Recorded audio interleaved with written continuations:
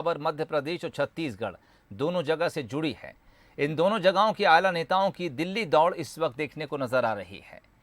खबर है कि आज फिर सीएम शिवराज सिंह चौहान रात 9 बजे दिल्ली रवाना होंगे। इधर पूर्व सीएम रमन सिंह दिल्ली में मौजूद हैं। पीएम मोदी से उनकी मुलाकात हुई है। कांग्रेस की बात करें, सीएम भूपेश अब से कुछ देर के बाद रायपुर से दिल्ली के लिए रवाना होंगे। इधर पीसीसी चीफ मोहन मरकाम दिल्ली में मौजूद हैं। सोनिया गांधी से उनकी मुलाकात हो चुकी है। तो पिछले 2 दिनों से लगातार कांग्रेस और बीजेपी के दिग्गजों का जमावड़ा दिल्ली में है। आला नेताओं के साथ मुलाकात, पार्टी अध्यक्षों के साथ मुलाकात और आगे की रणनीति पर क्या कुछ चिंतन मंथन बैठकों के जरिए चल रहा है। रमन सिंह पीएम नरेंद्र मोदी से मिलने पहुंचे थे।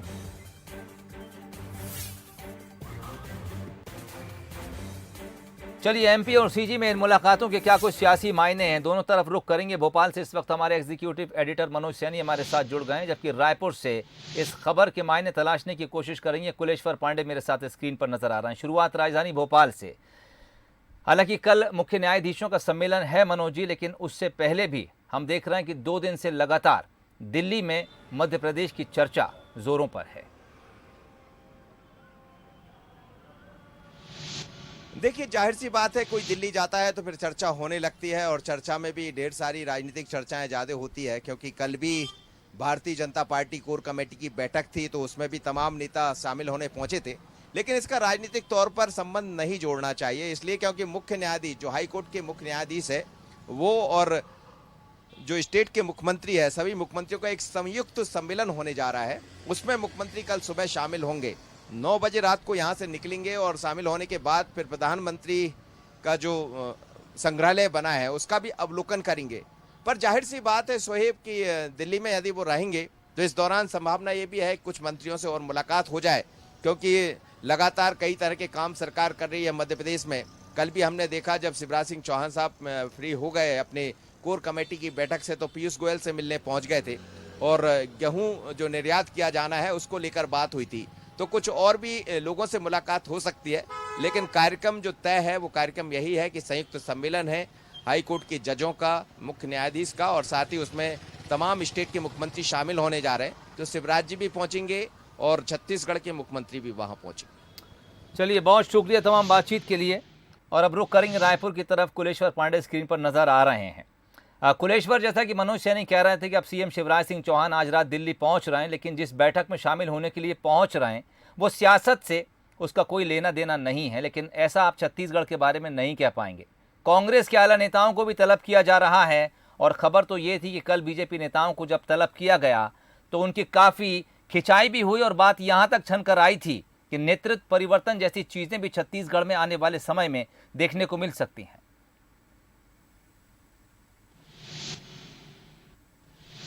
देखिए, बिल्कुल 2023 विधानसभा चुनाव में 15 महीने से भी कम का समय बचा हुआ है। ऐसे में बीजेपी के तमाम नेताओं को कल दिल्ली तलब किया गया। इसमें 4 बड़े नाम शामिल हैं।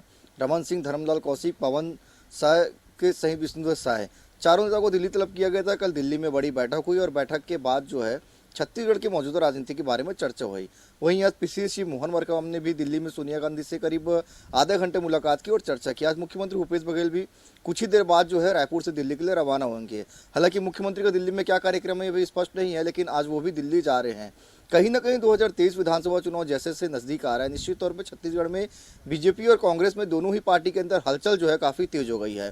क्योंकि कांग्रेस पार्टी भले ही 71 सीट के साथ छत्तीसगढ़ में सरकार में है, लेकिन कांग्रेस की सरकार चाहती है कि हम आने वाले 2023 में और बेहतर प्रदर्शन करें और बहुमत के साथ छत्तीसगढ़ में सरकार में है। तो वहीं बीजेपी जो 14 सीट के साथ विपक्ष में बैठी है, उनका भी पूरा प्रयास है कि हम इस बार सत्ता में वापसी आएँ, क्योंकि बीजेपी लगातार जो है यही कोशिश कर रही कि हम सत्ता में वापस। और इसके दरमियान जो है कई चर्चा जो है कल दिल्ली में बीजेपी को हुई और निश्चित तौर पे बीजेपी को नई रणनीति के साथ मैदान में उतरना पड़ेगा, तभी उनके लिए रास्ता आसान होगा। क्योंकि अभी अगर जो बीजेपी कह रही है कि 2023 में हम सत्ता में आ जाएंगे, रास्ता काफ़ी कठिन है बीजेपी के लिए, क्योंकि 71 सीट अपने आप में एक बड़ा बहुमत होता है जो कांग्रेस पार्टी के पास है और बीजेपी 14 सीट में। तो ऐसे में दोनों पार्टी जो है अपनी रणनीति बनाने में जुट गए हैं। कांग्रेस ने तो 2023 की तैयारी भी शुरू कर दी है। निश्चित तौर पर बीजेपी भी आने वाले कुछ दिनों में 2023 की तैयारी कर देगी। तो कुल मिलाकर छत्तीसगढ़ से लेकर दिल्ली तक काफी हलचल तेज है बीजेपी और कांग्रेस दोनों के अंदर। ठीक, बहुत शुक्रिया, नजर बनाए रखिए। बीजेपी कांग्रेस दोनों के भीतर हलचल तेज है। आला नेताओं को दिल्ली तलब किया गया है। क्या कुछ बैठकों से निकल कर आएगा